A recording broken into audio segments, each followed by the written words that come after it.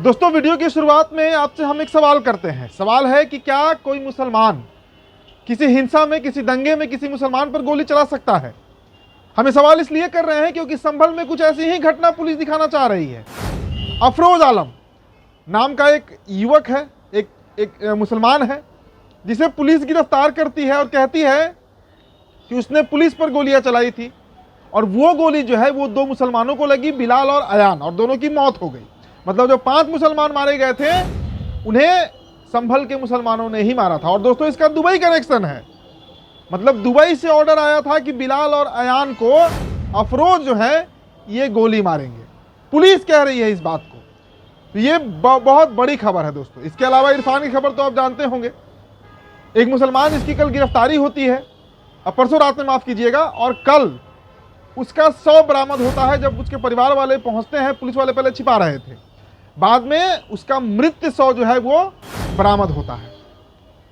और अब यह मामला दोस्तों तूल पकड़ते जा रहा है। हालांकि पुलिस का दबाव है परिवार के ऊपर, इरफान के परिवार के ऊपर, कि इस मामले को दबा दिया जाए। लेकिन संभल के जो मुसलमान है, संभल की जो आम आवाम है, वो अब इसे बवाल मचाने पर आतुर है। तो इस खबर पे भी दोस्तों हम चर्चा करेंगे।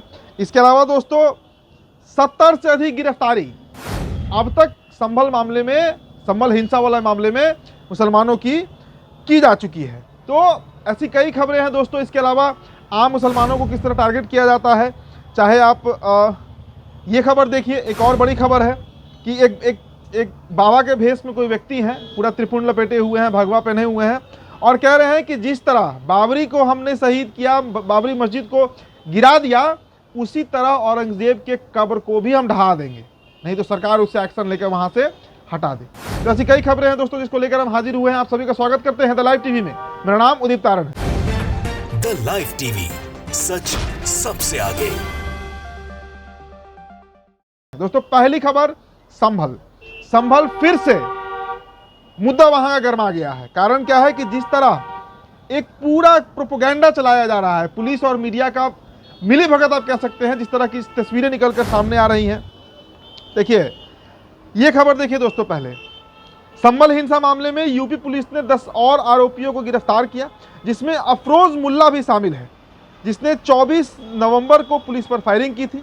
अफरोज की गोली से बिलाल और अयान की मौत हो गई थी। इसके बाद यूपी पुलिस को बदनाम करने के लिए कहानी गढ़ी गई थी। तो देखिए आप तस्वीरें देखिए। पहले तो लोग खड़े हैं दोस्तों, इसमें अफरोज मुल्ला भी है, और अफरोज मुल्ला को लेकर अब जो कहानी चल रहा था कि बिलाल और अयान को तो उसने मारा ही, जो पुलिस कह रही है, लेकिन ये खबर देखिए जो जी न्यूज़ चला रहा है। देखिए कहा गया कि अफरोज मुल्ला जो है उसने कबूल किया है कि उसने अयान बिलाल की हत्या की थी और उसका ऑर्डर दुबई से आया था। तो दोस्तों देखिए, जब और ये कई बार हमने देखा है, जब सरकार, और खासकर बीजेपी की जो गवर्नमेंट है, बीजेपी की जो सरकार होती है, वो घिरने लगती है तो आतंकवादी कनेक्शन किसी मुद्दे में दे दिया जाता है। आप सोचिए कि दुबई का संभल से क्या कनेक्शन हो सकता है भाई। संभल का मामला क्या था आपको याद होगा। जामा मस्जिद की सर्वे करने के लिए टीम पहुंची, लोगों ने विरोध किया, और उसके बाद छिटपुट वहां पे घटना घटी, हिंसा भड़क गई। लेकिन उसके बाद अब प्रशासन क्या कर रही है ये देखिए। अफरोज मुल्ला को टारगेट बनाया जा रहा है, जिसके मार्फत एक नई तरह की कहानी जो है वो गढ़ने का प्रयास किया जा रहा है कि बिलाल और अयान को इसने मारा, पुलिस पर गोली चला रहा था, लेकिन वो गोली 2 मुसलमानों को लग गई और दोनों की मौत हो गई।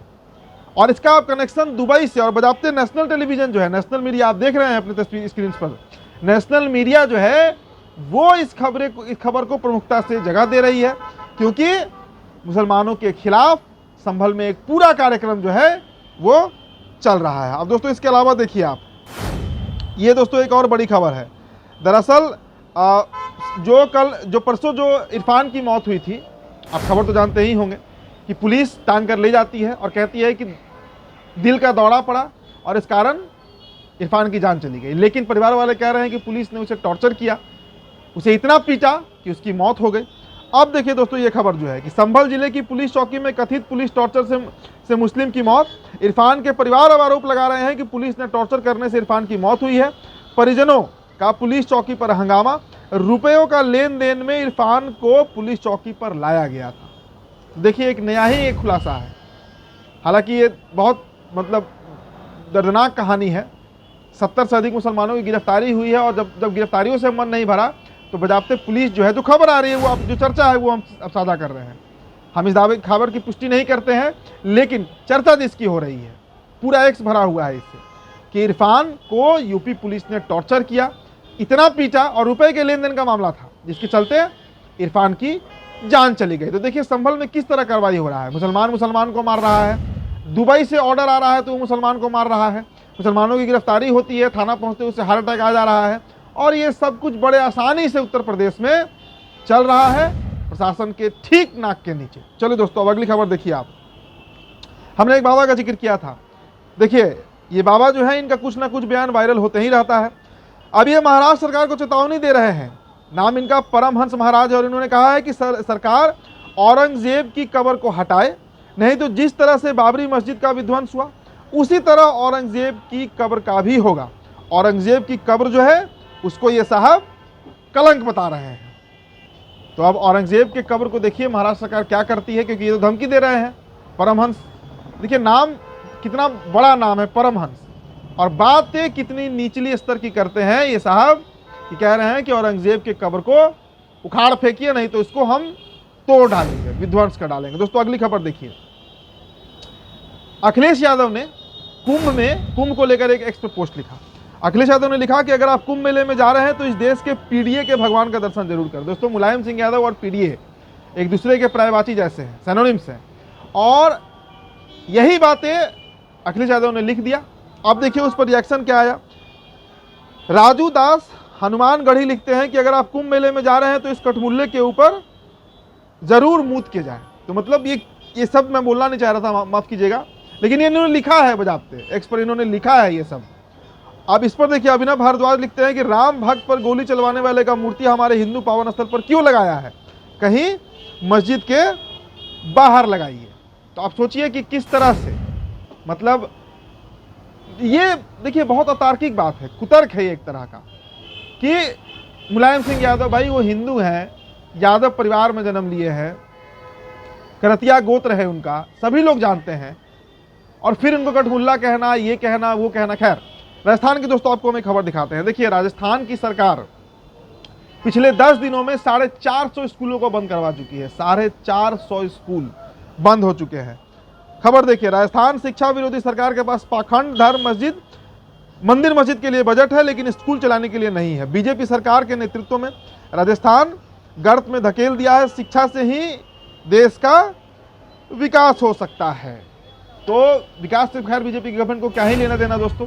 अब जानते हैं कि देखिए बजट नहीं है, ये तर्क दिया जा रहा है कि हमारे पास पैसे नहीं है, इस कारण हम वहाँ पर मतलब स्कूल्स जो है वो नहीं चला पा रहे हैं, और स्कूल में टीचर्स को देने के लिए पैसे नहीं है, लाइब्रेरी के लिए पैसा नहीं है, लैब के लिए पैसा नहीं है, बेंच के लिए पैसा नहीं है, क्योंकि सारे के सारे पैसे जो हैं वो कुंभ में खर्च हो रहे हैं, वो ऐसे ऐसे आयोजन में खर्च हो रहे हैं जिनसे कहीं, आपको दोस्तों हमने एम्स का एक रिपोर्ट दिखाया था परसों कि देश का सबसे बड़ा अस्पताल किस लचर व्यवस्था में चल रहा है, लेकिन सरकार को उससे भी कोई मतलब नहीं। चलिए दोस्तों अब एक और खबर आपको हम दिखाते हैं। खबर देखिए, खबर है कि फर्जी मदरसों पर एक्शन, मौलानाओं का को टेंशन, उत्तराखंड में अवैध मदरसों की नो एंट्री। देखिए दोस्तों उत्तराखंड में ऐसा लग रहा है, रोजाना खबर आती है, हम बताते हैं आपको रोजाना खबर, कि जिस तरह से कार्रवाई चल रही है, ये मान कर चलिए कि अगले साल 2 साल के अंदर में उत्तराखंड जो है वो पूरी तरह मदरसा मुक्त हो जाएगा। अब मदरसा वैध है, वैध है, लीगल है, इलीगल है, वो बात का विषय है। और पता नहीं मदरसे तो 40-40, 50-50 साल से चल रहे थे, लेकिन अभी अचानक से इन लोगों को इलीगल लगने लगा सब। तो मैंने कहा ना कि अगले साल 2 साल के अंदर में उत्तराखंड के तमाम जितने भी मदरसे हैं वे सभी के सभी तोड़ दिए जाएंगे। तो फिलहाल दोस्तों रिपोर्ट में इतना ही, बहुत बहुत शुक्रिया। द लाइव टीवी, सच सबसे आगे।